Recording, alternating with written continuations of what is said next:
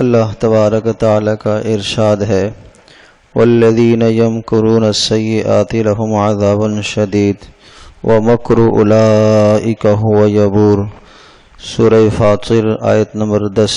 اللہ نے یہ ارشاد فرمایا کہ وہ لوگ جو دوسروں کو ضرر پہنچانے کے لیے خفیہ تدبیریں کرتے ہیں ان کے لیے سخت عذاب ہوگا اور ان کی ساری تدبیریں ناکام رہ جائیں گی۔ دوسرے مقام پر اللہ پاک نے ارشاد فرمایا وَلَا يَحِيقُ الْمَكْرُ السَّيِّئُ إِلَّا بِأَهْلِهِ۔ جو آدمی کسی کو ضرر اور نقصان دینے کے لیے تدبیر کرے گا اس کی تدبیر کا ضرر اور نقصان اسی ہی کو پہنچے گا۔ اللہ تبارک و تعالی دوسرے کی حفاظت کرے گا۔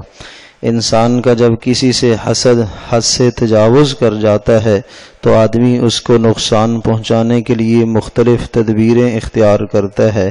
کسی کے مال کو برباد کرنے کی خفیہ تدبیر اور منصوبہ بنانا، اسی طرح سے کسی کی عزت کو خاک میں ملانے کی تدبیر کرنا اور منصوبہ بنانا، اسی طرح سے کسی کی جان پر حملہ کرنے کے لیے تدبیر بنانا، یہ تمام طرح کی تدابیر سخت عذاب کا سبب اور ذریعہ ہیں۔